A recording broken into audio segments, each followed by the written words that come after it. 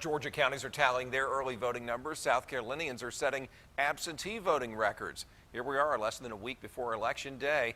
News Channel 6's Stephanie Borman with a close look at the 25% increase in absentee voting compared to the last election. Stephanie? Brad, despite a long list of qualifications that South Carolinians must meet in order to vote absentee, they are turning out to vote in massive numbers. In Aiken County, the Board of Elections is expecting a 5% increase from the last presidential election.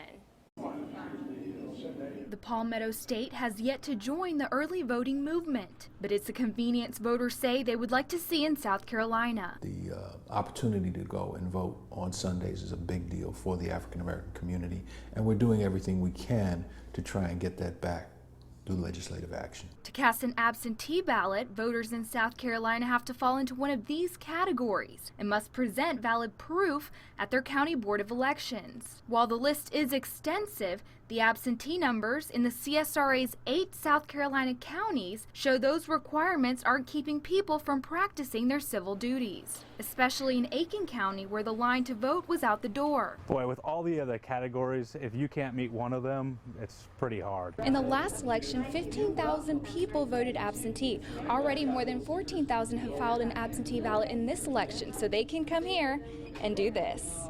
Historically, early voting puts the Democratic presidential candidate in the lead. However, in this election, political activists feel the voter turnout is due to the American people wanting the negative campaigning to end. Is that maybe impacting some of the votes, do you think, or? I think so, but in both ways. I think some people are so angry that they're going out and voting for their candidate or against the other candidate that they just don't want to see in office. I think the bitterness that has risen during this election cycle has far surpassed the bitterness in previous cycles. To vote absentee, you must fill out an application at your local Board of Elections by this Friday. You can vote in person at the Board of Elections until Monday, and mail-in absentee ballots must be in by Election Day on Tuesday. Jenny, back to you.